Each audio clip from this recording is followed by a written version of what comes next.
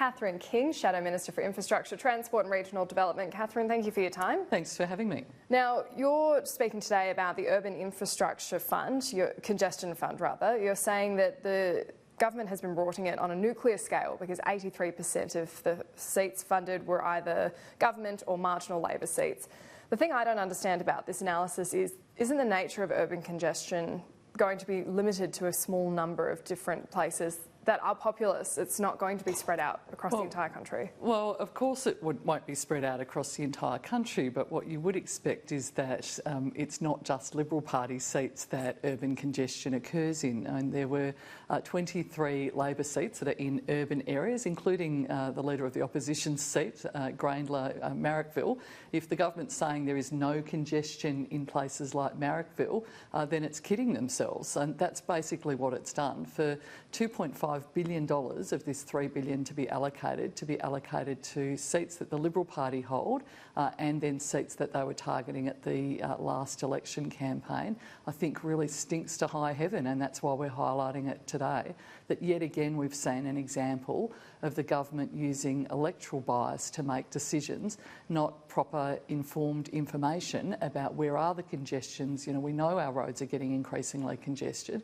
Why have they not gone out to local councils and asked for projects? Why have they not gone to the road motoring organisations like the RACV and the like to say, where do you think this money would be best spent? They haven't done that. What they've done is used it yet again to their electoral advantage, and frankly, it's pretty shocking. So this analysis is done on what seats were marginal before the last election? Yeah, absolutely. So looking at, you know, the seats obviously at the last election the government was targeting. Now this is not a fund that was just new. You know, this fund was announced in the 2018 budget. Initially $1 billion allocated out of existing funding for this program, and then an additional $3 billion added. So there's actually another $1 billion sitting there to be allocated.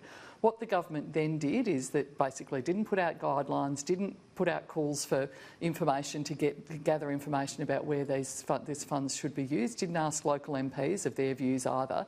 What it then did is in the lead up to the election and then during the election campaign, rolled out $3 billion, 2.5 of which went to Liberal Party seats and seats that they were targeting in the election campaign. Well, the budget was right before the election, and what period should they have been able to... So this was announced in the 2018 budget, not the May 2019 budget. So it was announced, you know, literally 18 months, 2 years ago, basically. So it was announced in the 2018 budget. Okay. So that 2018-29 period, nothing. Didn't do anything, didn't put in guidelines, didn't put a process in place.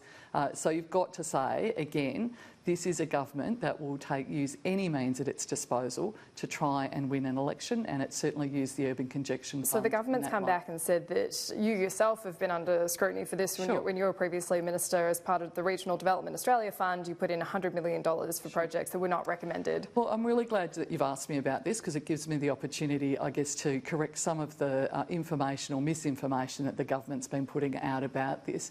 When I was Regional Development Minister, and I'm very happy to stand on my record here, we funded through the Regional Development Australia Fund, 2/3 of the projects went to seats that Labor didn't hold. When the Audit Office had a look at it, they didn't say there was electorate bias, there's no evidence at all, and in fact I can absolutely assure people that I sat down and said, which electorate will I fund these in? They were all assessed on merit. Where I funded projects that were not recommended, and I did fund projects that were some projects, a very small number that were not recommended, I reported those as I was required to do to the Department of Finance and gave my reasons for doing that.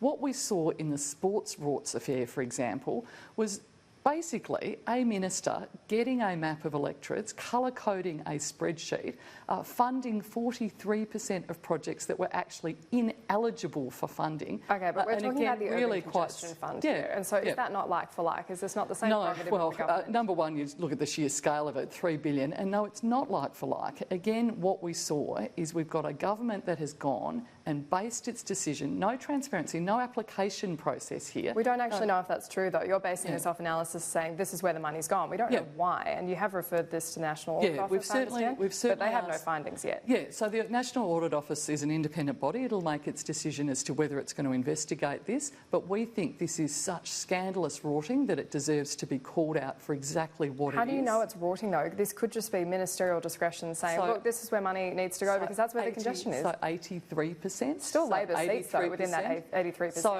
if you go back, so 70% went to Liberal Party seats alone. So if you take out the marginal Labor seats, 70%. So is the government saying that on 70% of all urban congestion only occurs in Liberal Party seats? It doesn't. That is the absolute reality of that. The fact is that they have obviously used this fund to try and get their electoral advantage out of it, and it's a massive rort.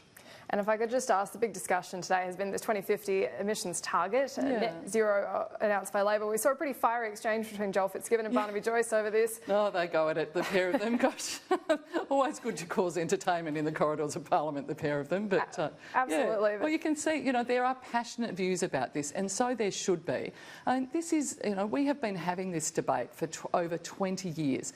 It is time for the arguments to stop. We know we have a problem. Our climate is changing. We are seeing longer, hotter, drier summers. We've seen this past bushfire season, 33 people lost their lives, 3,000 homes lost, 12,000 hectares of Australian farm or productive farmland and bush destroyed.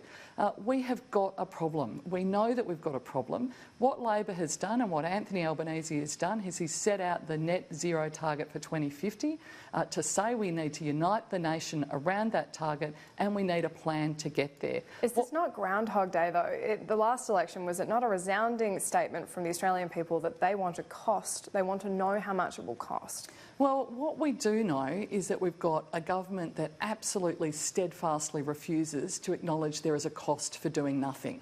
Every time this issue, we're not the only people saying net zero by 2050 is important. We've got 70 other countries around the world. You've got the Business Council of Australia. You've got every state and territory government in the country saying that that is where we'll get to and that they want to get to, and they're already enacting plans to do exactly that within their power.